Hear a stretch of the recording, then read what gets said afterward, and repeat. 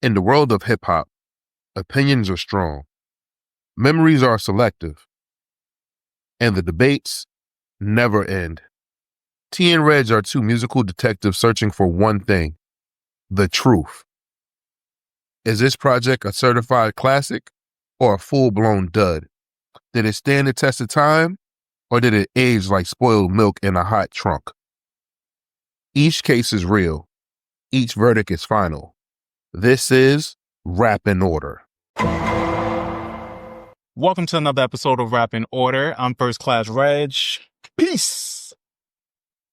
Taurian B. So for those that can't see, the jersey warrants the piece. You know, we got X on display. Yeah, I'm wearing it was Malcolm X's 100th birthday. Mm-hmm. So in celebration of his birthday, Spike Lee released the jerseys that he gave out during production of the Malcolm X movie. Fire. Is there anything on the back? Yeah. Oh yeah. Mm-hmm. Word. Oh, this is hard. So, and I'm gonna tell you the real reason why I got this was because Supreme dropped Malcolm X jerseys as well. Mm-hmm. 40 Acres in the Movie. They did a combination with them. Okay. A collaboration with them.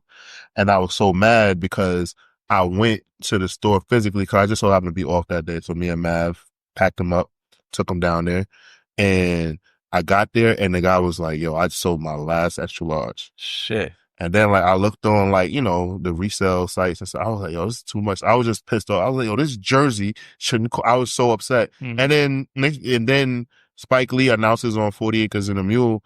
So like, yeah, like I fucking was like, great. Yeah. And it's a reasonable price. And I actually kind of like it better.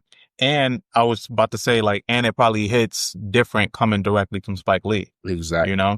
So instead of Supreme. Yes. So happy 100th birthday to Malcolm Shabazz. Detroit Red. Yeah, Detroit Red. Look at Red. But yeah, you know, I was excited to get this one off. And I've been had the 40 Acres and a Mule hat because I bought Jungle Fever autographed. I bought a copy of Jungle. Oh, dope. Okay. Autographed. All right, cool. Okay. Yeah, man. Well, shit. Speaking of Spike, you know, the Knicks did what they did in the Eastern Conference Finals. I'm still proud of them no matter how it turned out. You know, I was rooting for them since they got Detroit up out of there. But they played a good game. Indiana right now, I think, is surprising people with how they're playing against OKC. Yeah. Because this episode comes out in 2 weeks, so we're recording the night of Game 2. Yep. Of the NBA Finals right now. Mm-hmm. I think OKC is going to win tonight. If OKC loses tonight, I'm gonna feel like that would be up. Pretty shocking. If they lose tonight. But Rick Carlisle is a really, really good coach. Carlisle was very dedicated to bringing the ring to Indiana. Yeah, I think that's bad. That's a basketball town. Mm-hmm. So yeah, it would be. I'll be honest with you. I'm gonna keep it a stat. Like you know, I'm sorry. I hope this is not blasphemous to Knicks fans, but it would be cool to see Indiana, like a team that's never experienced a championship, get a championship. That would be cool. They haven't made it this far since what, 2000? I want to say the Pacers. When the Lakers, we whipped that ass. Yeah. 2000. Yeah, so we sent them the fuck. It would be cool, but I don't know, man. I just can't root for them, even though you know that's North. I mean, that's Midwest. Yeah. I would love to see OKC take that.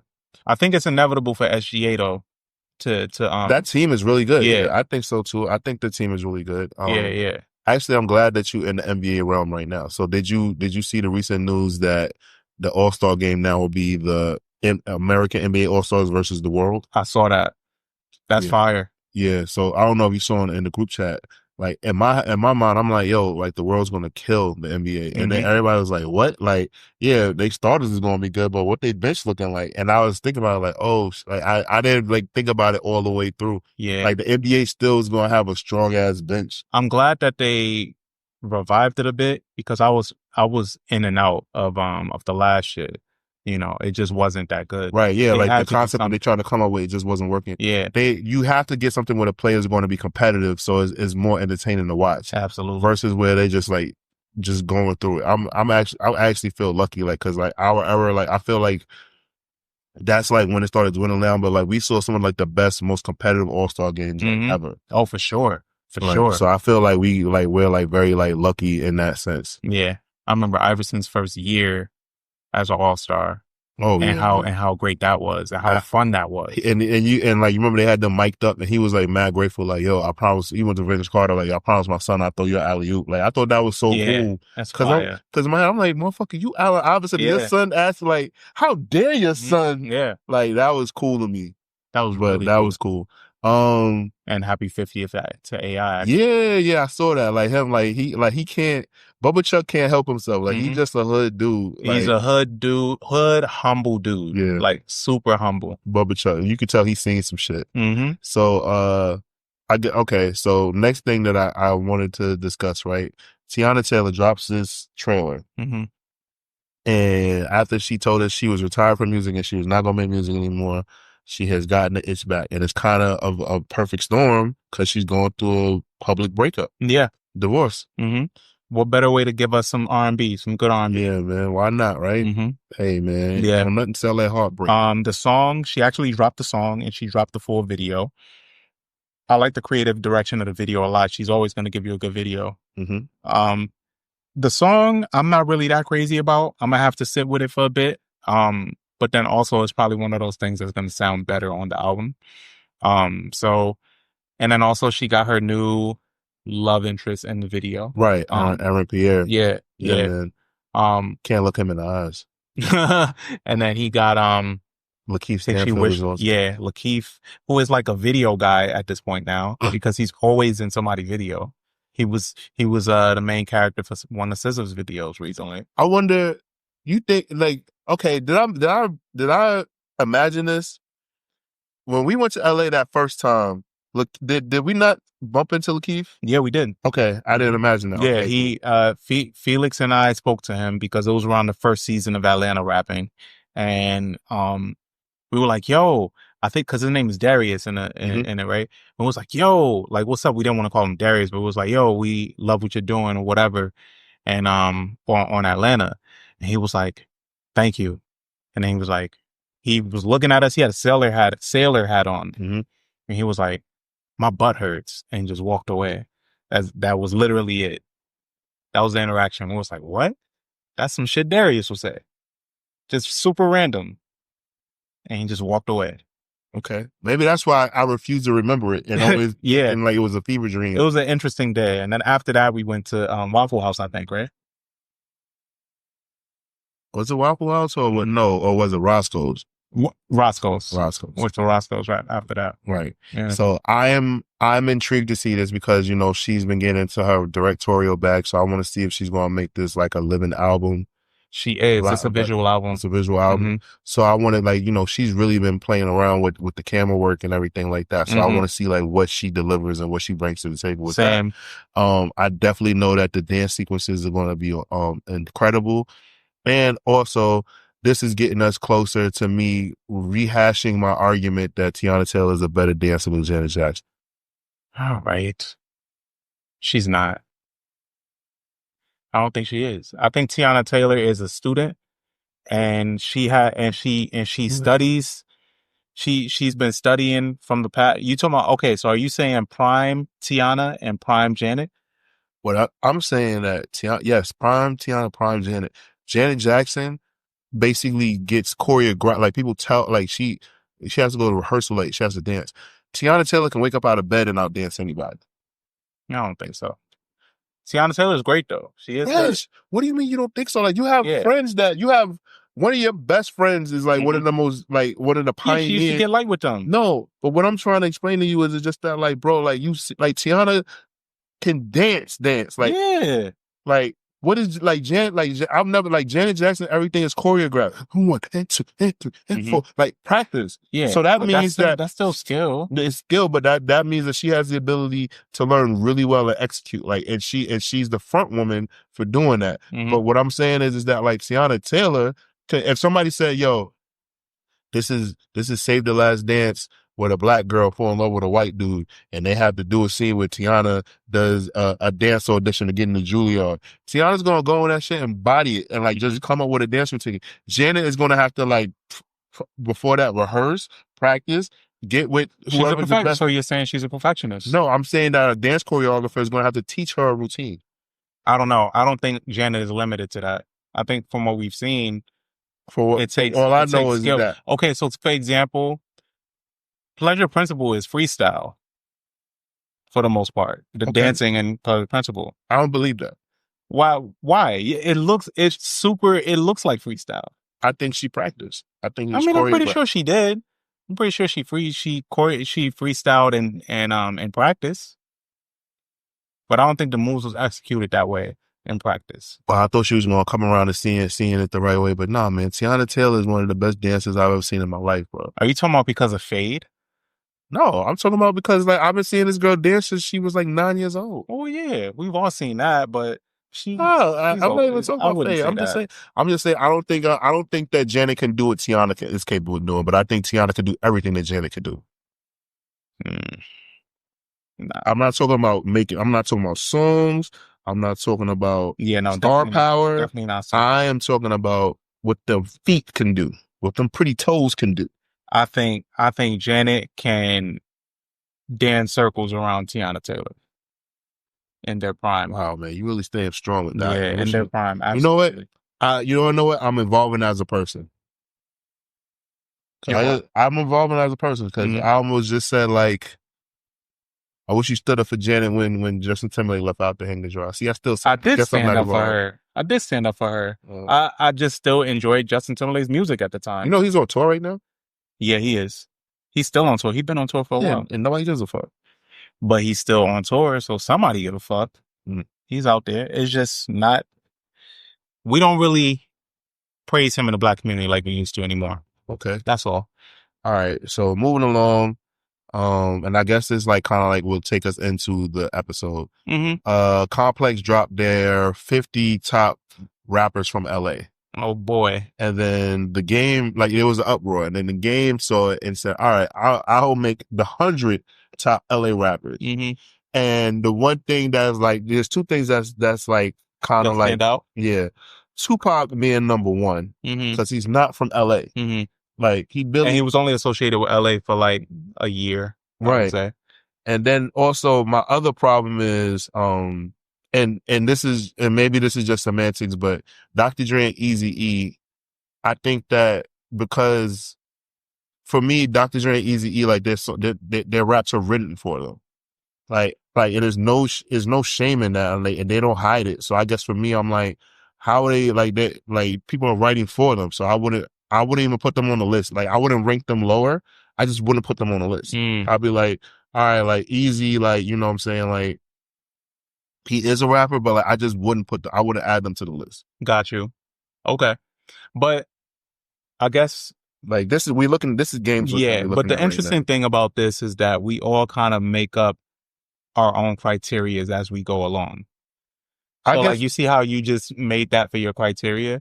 I would want to know what Game's criteria is. Because he has an Eazy-E tattoo. Yeah. So it's like I mean shit. He put Tupac number one. So like that alone already tells me, you know. The nigga got Blueface on there. He got Blueface on his list. He got who else he got on here? He got AZ Chike, who just came out within the past couple years. He got ass cheek above mad people, bro.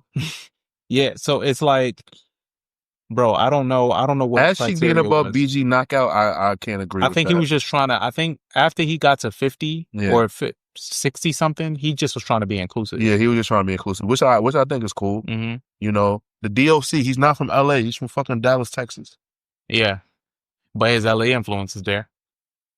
You know, just like Tupac. Tupac's LA influence. Drake Yo the Ruler could be higher. But yeah, like, I get it. Other people's criteria, everybody's criteria could be different. But I feel like universally, a lot of people feel that if you write your own raps, it makes you higher. Because I'm just like, yeah, Dre and Eazy influence. Like, I mean, pretty much if that's the case, Dre and Eazy are 1 and 2 influence wise. Like, they're the godfathers of the West Coast rap scene. But I'm just like I'm happy to see Cube in the top 5. You know, I mean, shit. All right, here's another one, right? Let's see. You got Warren G is on there, right? J Rock is on there. Is Nate Dogg on here? Let's see. I see Daz. I have not I know that he has what's his name?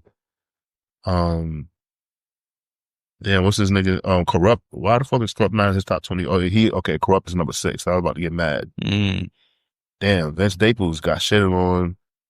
He got MC Rem. He got fucking Baby Keem number 38. That's crazy. That is insane.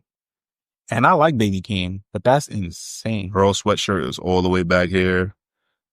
Yeah, Earl is number 56. Mm-hmm. Baby Keem in front of Earl. Yeah, he was just naming people. Everlast is up there. That's funny.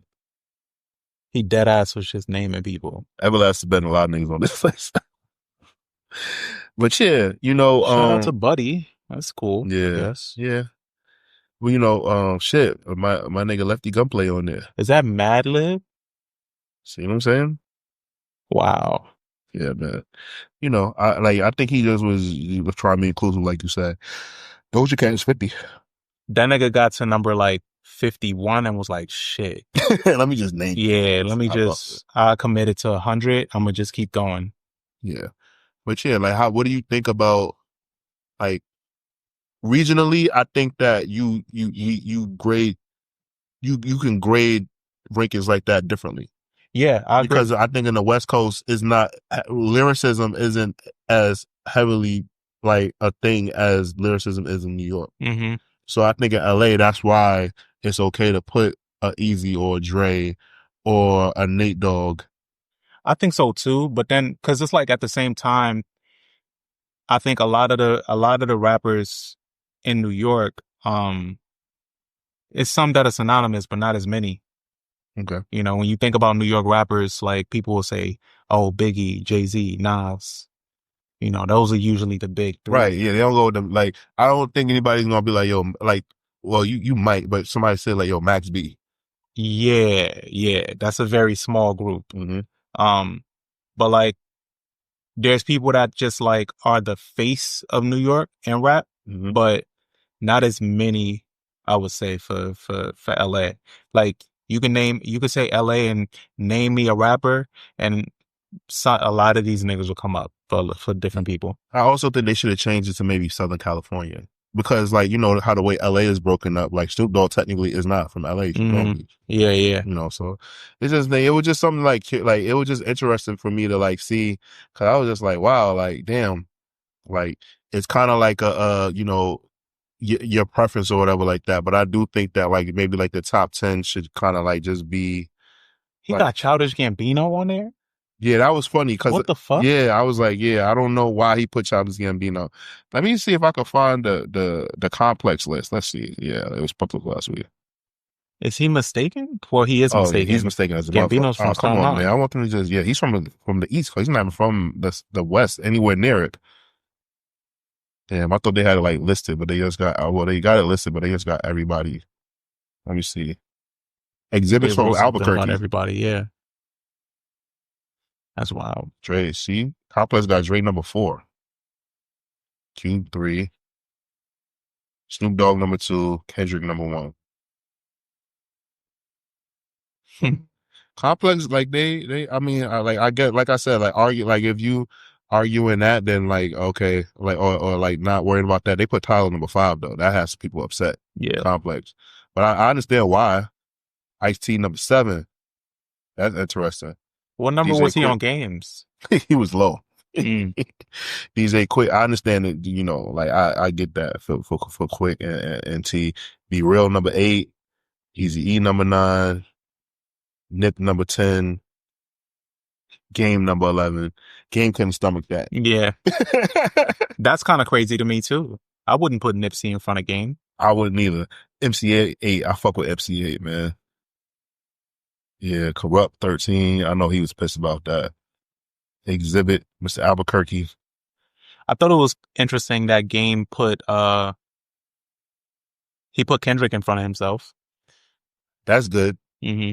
Actually, when we get into the episode, I actually have a question to pose for you. Okay. When we get into the episode. Actually, let's get started. Yeah, let's do it. Let's get into the episode now. So, coming off the heels of that list, we're actually getting into The Doctor's Advocate, which is Game's second studio album.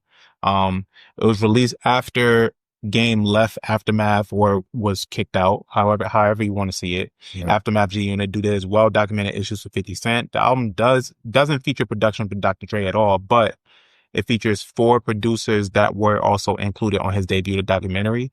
Those producers range from Kanye West to Just Blaze to Scott Storch and High Tech. Guests on this album include Nas, Snoop Dogg, Jamie Foxx, Exhibit, Nate Dogg, The Dog Pound. The album itself debuted at number 1. It sold 358,000 copies in the first week, led by the single One Blood, followed by Let's Ride and Wouldn't Get Far, which featured Kanye West. This album is very important for Game's ascension as an MC and to be taken seriously outside of just Aftermath and his affiliations with G Unit and everything that came with it. I think this album taught him a lot about song structure and writing, and he learned a lot about song structure and writing from the documentary and from 50, and he was able to apply all of that shit here.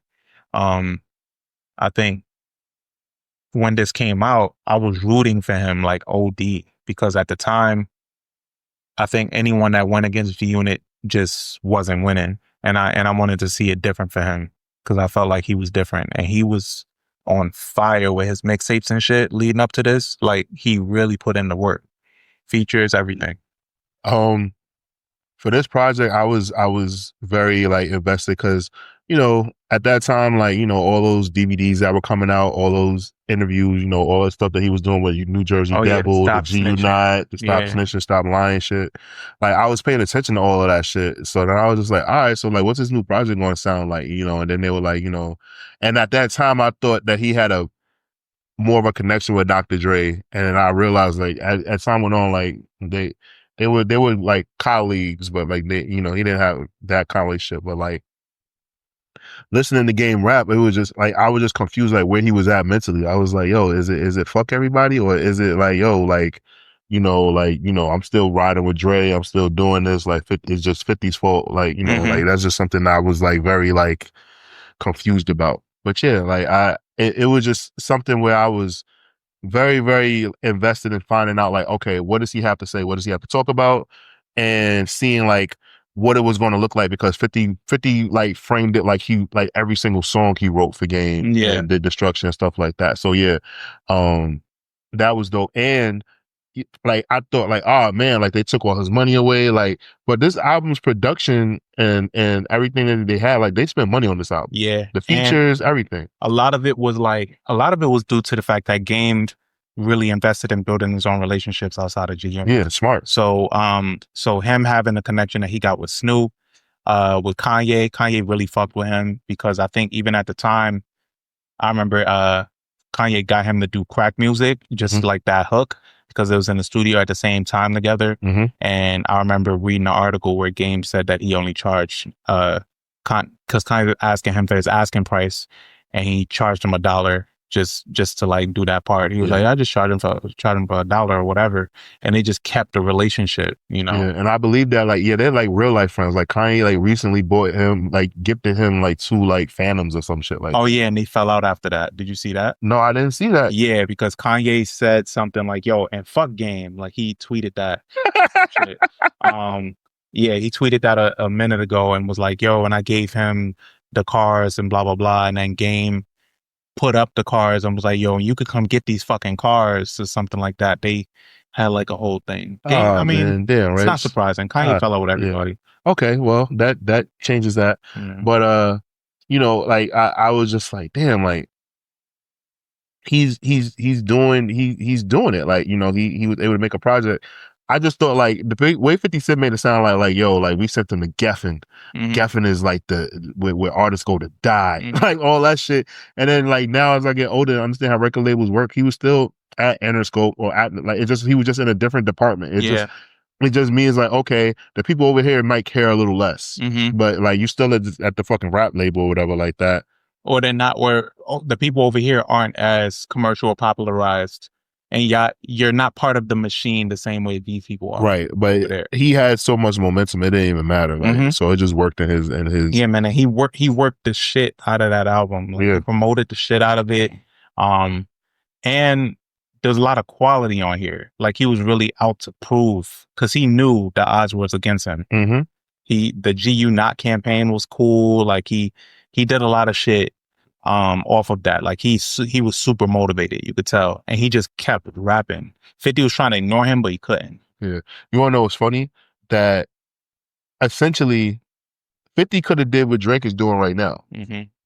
Went to the label and been like, yo, like, and I bet you he had that conversation and just didn't do it because of the optics. Like, yo, like, because he also said that, like, he made money, like, when they were doing GU Not, like, he made money off of that. Yeah. Like, sold t-shirts and shit like that. But he definitely, like, that's a good example. Somebody explained it to me like that, and I was like, oh, that's still some bitch ass. I was like, you see, 50 ain't do it though. But yeah, like, it basically is this thing where, like, we both work for the label. I am your cash cow, and this dude is fucking with my image, so it's fucking with my money, and you guys are paying him, backing him to shit on me. Yeah. He definitely could have had a case with that shit. Yeah. And that's why, I mean, all the more reason why I think 50 is probably on Drake's side with this shit. Right. Yeah, that's true. Yeah. All right. So the way this album kicks off, right?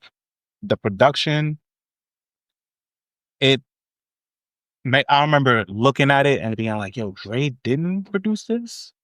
Right. Like, it sounds so, it sounds like Dre. It sounds like he's doing a Dre imitation. It sounds like Dre's flow. Yeah. I really would like a backstory on this project because I refuse. Like, I'm like, was he ghost producing? Like, or he, like, cause I mean, a lot of these producers work with him.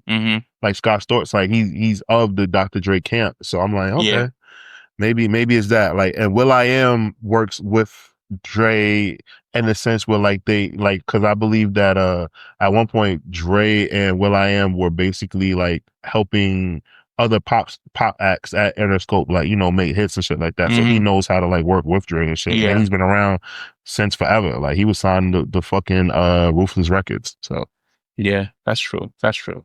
But this shit is tough. I like the way he ended it. He said, "Me and my mic can't be separated like Interscope," and then he started laughing. You know, still alluding to the 50 beef, because 50 ran shit. Curtis Mr. Interscope Jackson. Right. He said, if I lean, the building lean. Yeah. Facts. He ran shit over there. Fuck with me. I say one word and push style shit back. It was a time, man. It was a rough time for anybody that worked in that building that wasn't 50. Right. That's followed by, well, I'm not gonna go track for track. What are some of your highlights on this album? Obviously, It's Okay. The Doctor's Advocate. Yeah, One Blood. The Doctor's Advocate featuring Busta. I thought that was like an emotional, like, I was like, damn. Like, that was done in the vein of Start From Scratch from the documentary, where he recorded it where he's like drunk. Yeah. And he stumped it, which I think is super creative. He was like the first person that I heard do something like that. It was pretty cool. That Why You Hate the Game with Nas and Marsha Ambrose. Man, what a beautiful song. Right? Almost 10 minutes. Old English. Yeah. That's still one of my favorite Game songs to this day. Let's Ride kind of gives me like a Dr. Dre, like, that he like ghost produced that one. Yeah. Straight out of his playbook for real. Yeah. Looking at You.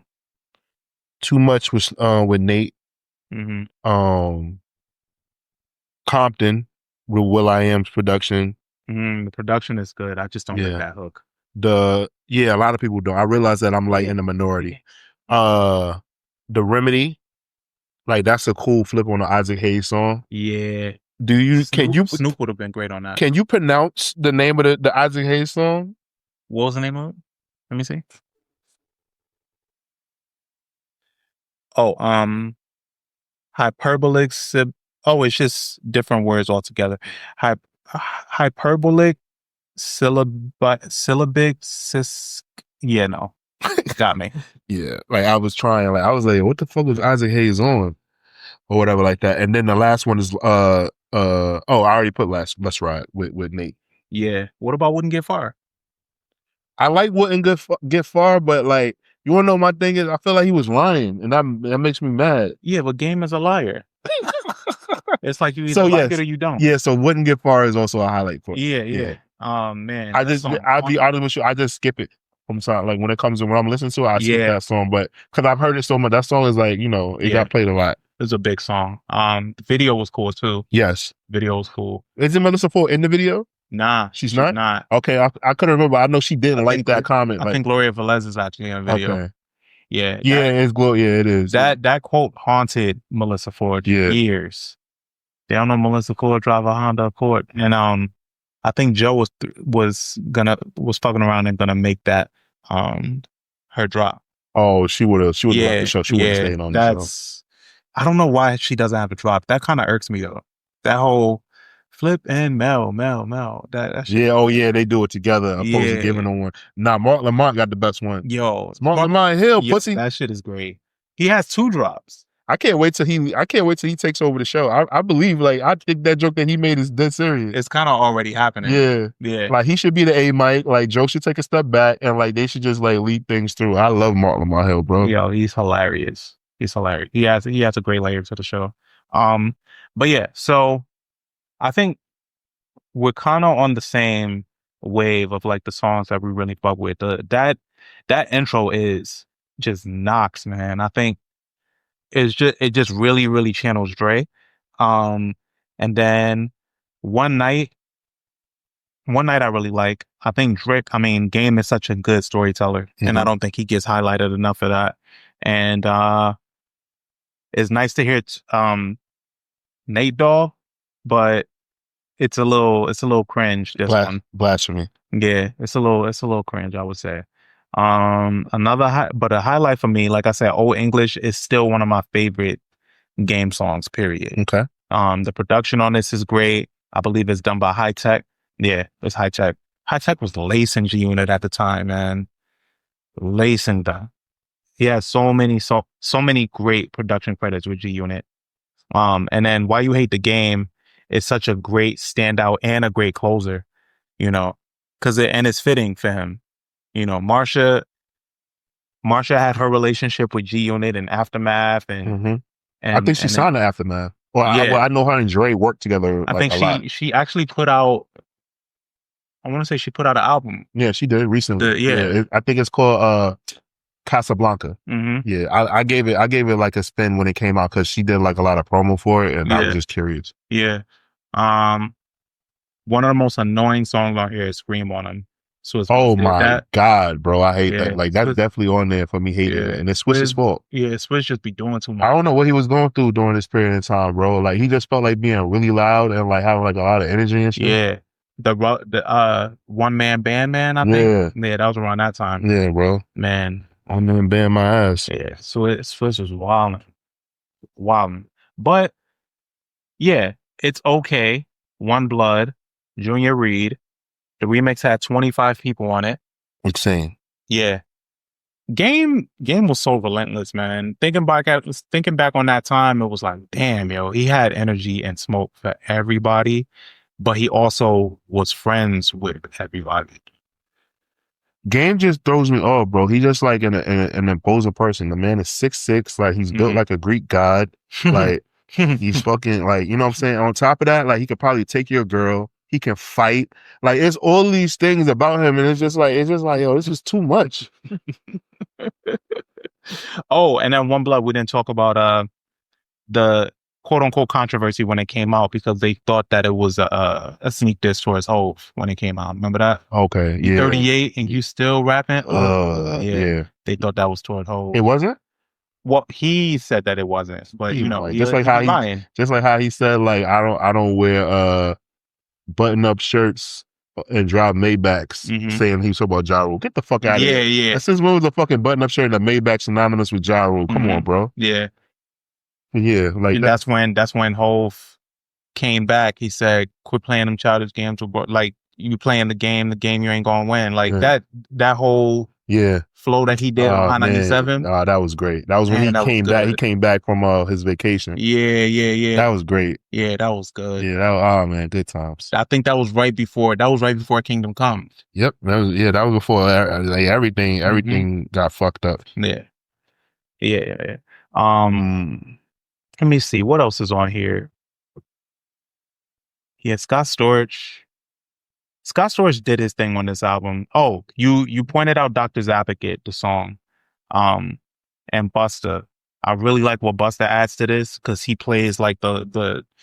It's so funny that Busta's playing the level-headed friend on this song. Right? Yeah, because he's not. He's not level-headed. There's nothing level-headed about Busta, and he's a fucking raging lunatic. Yeah.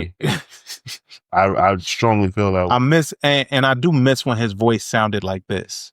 Yeah. Like he doesn't sound like this at all. Like his voice, he sounds insane. Yeah, watching Busta Rhymes change, bro. Like over time, it's just like, what the fuck happened? Like, who are you? Like, what are you doing? Yeah, I don't know.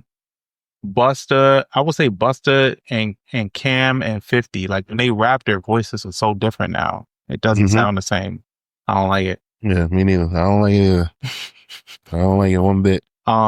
Anything else that on here that you I hate? Let's Ride, obviously Scream on them, California Vacation, and Bang. Okay. Actually, yeah. Yeah. Same. Same. Okay.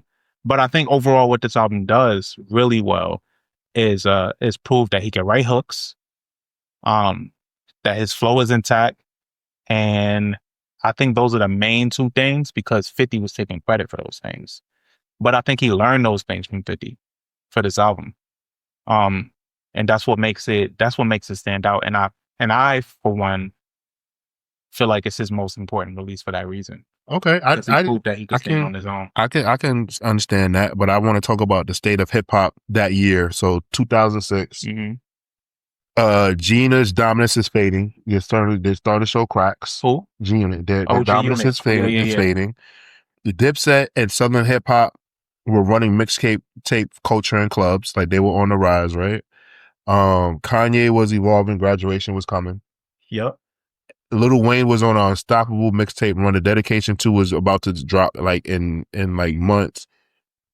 And then Snap Music and the Ringtone era were huge. D4L, Franchise Boys, Soulja Boy were like, like this was the state of hip hop at this time. Like this is like where we were going, and like it's just like, it's pretty cool like to like see that and like think about it, because also the albums that dropped that year: T.I.'s King, Rick Ross's Port of Miami, The Clips' Hell Have No Fury, Nas's Hip Hop Is Dead, Lupe Fiasco's Food and Liquor, Jay-Z's Kingdom Come, Jeezy's Thug Motivation 102.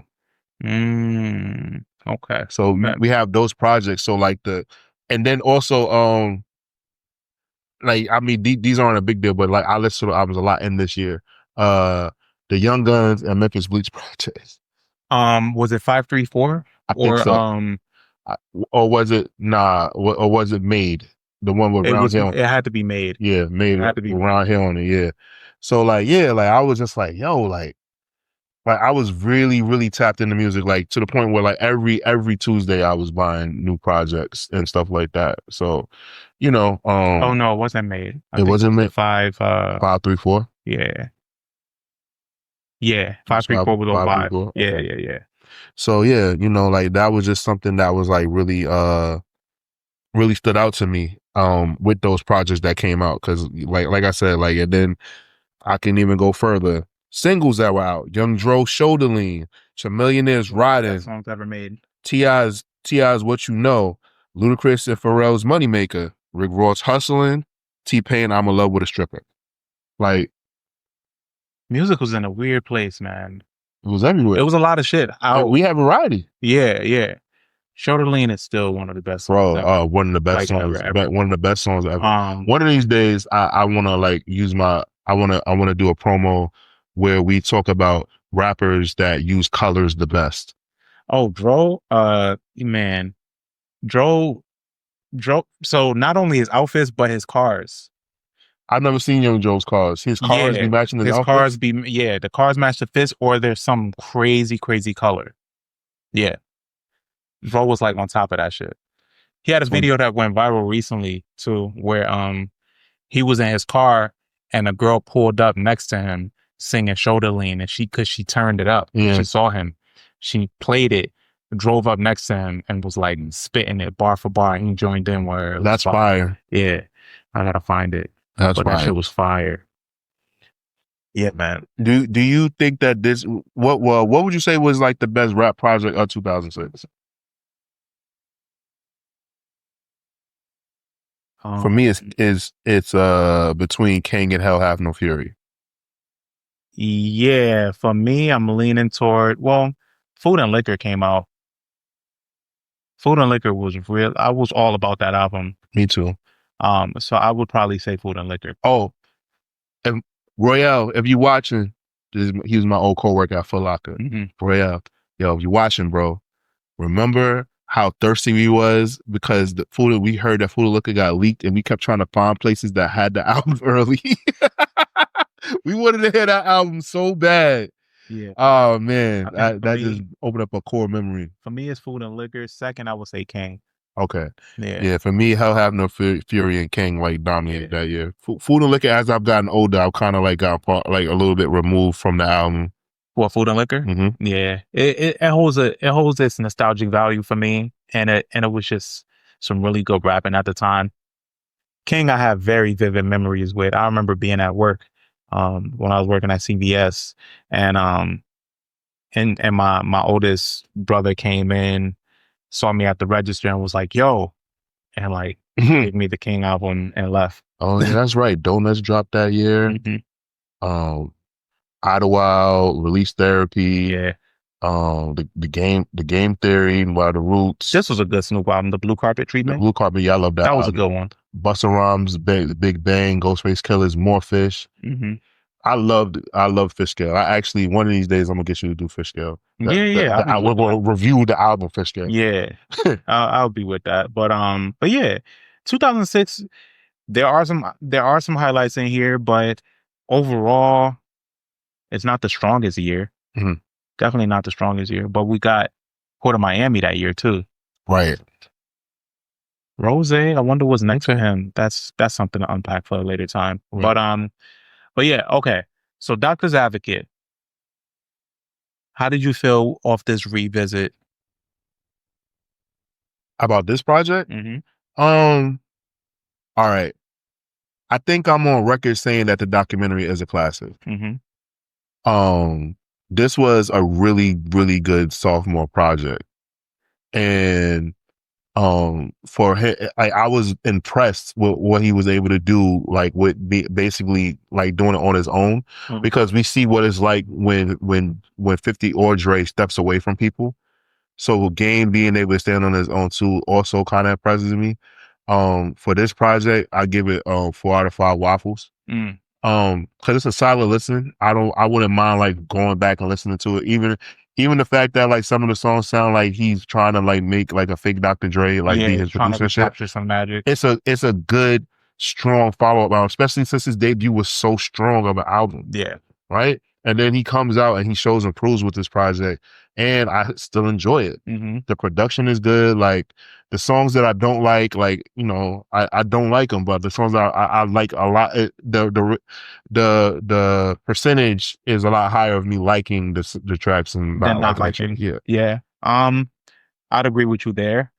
For me, I already said at the top of this is Game's most important album because he was able to he proved himself as a rapper, and for who he is now is based off of something like this. I feel like he needed to prove himself with this album for himself and to his audience, you know, just to prove that he could stick around and not end up like Spider-Man. Right. Oh, and then also I'll say this is probably his most personal album. Yeah. This is probably like it's so funny because his debut album was such a big deal, but this album probably is probably the album that he probably should hang his hat on as like his most personal album, is his own. Yeah. I think he did his first album, he was such a student. Yeah. You know, he was with the right crew, right place, right time, and he just fit in with them so well. And he was still learning his cadence and everything with his second album, and it was just a year later, if you imagine that. just a little over a year later, that he was already able to find his cadence, find his flow. His beat selection came into play too, because the first go round you got Dr. Dre, right? You know, second go round you got to get more creative. I mean, of course, you got Scott Storch, you got will.i.am, you still got big names, but it still takes an ear to know what's gonna work and what's not. Right, and he knows what he's doing. So that's what I'm saying. Like I'm like, yo, Game actually like he can pick some good songs. So I'm just like, all right. And for me, I give this about a 3.5 out of 5. I think it's very strong, you know, and I think the story behind it is bigger than some of the offering that's on the album. But you got some big moments on here, songs that I still play on here. So it was a fun revisit overall. And I don't think Game has a bad album outside of that Beware the Wolf or whatever it's called. Okay. Yeah. But yeah. Oh, before we go, last thing. I do have a question. Do you think for Game, right, that he had the ability to probably partner up with Top Dog and be involved with TDE early, and he probably had an opportunity to possibly have signed Nipsey, right, and YG, like, and he didn't. Do you think that was? I think it's obvious, like that was a misstep on his part, like something that he could have like capitalized on, because you got to think at the time he came out, the West Coast was kind of quiet. Right. He comes out and he becomes the face of the West Coast. And I think that he could have like built his own empire. Like he had Black Wall Street and he was doing things, but like he was like fucking with like his guys. But I think that like he had a missed opportunity and not trying to like get involved in a situation with somebody, with one of those artists. Like it could have been like on some shit like with how Wayne did with Drake and Nicki. I really, and like, you know, he had a close relationship with the TDE guys and stuff like that. So do you think like that was like a huge missed opportunity on his part? Yeah, I think, like you said, it goes what I was saying. It was a missed opportunity, but I think ultimately he proved himself on his own. Because who's to say he wouldn't have got lost in the shuffle in another crew or? Well, no, I'm not joining them. I'm talking about like signing them and like making them his artists. Yeah. So it's kind of like how Fat Joe talks about all the time how he missed the opportunity to sign Eminem and some shit. Remember that shit? He still signed Pun though, so he worked out. Yeah. I could understand why he didn't like. That's not a fat Puerto Rican from the Bronx that beats people up and like 30 people's lives is not going to see the vision of a white guy from Detroit that loves rap. Like I like, and that hangs out with lyricists lounge and yeah. I could understand. I can give Fat Joe a pass and be like, yeah, like nobody saw that. Yeah, I think Marshall Mathers. Well, maybe that's the only thing that's kind of missing from Game's legacy, and the fact that people don't take him serious. A successful imprint. It's just crazy because he was involved with all of them. I forgot, it's something that he did for Odd Future as well. I don't know what it is. He did something like where like he gave them an opportunity, but he definitely gave he had J-Rock on tour with him. He had Kendrick on tour with him. When Nipsey first came out, like Nipsey was giving him his music and shit like that. He was fucking with that music.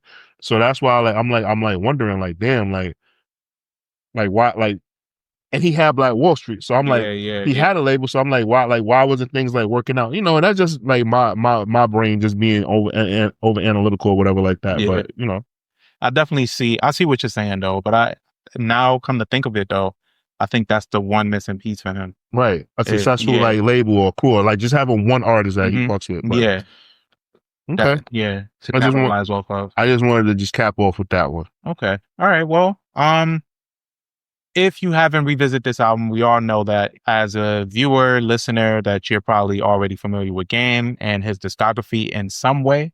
But I would encourage listeners and viewers to revisit this album. Let us know what you think, because I hold it as a very important piece in Game's discography. Let me know if you feel the same. I'm First Flag Regg. And I'm Taurian B. We're out of here. Catch you next time.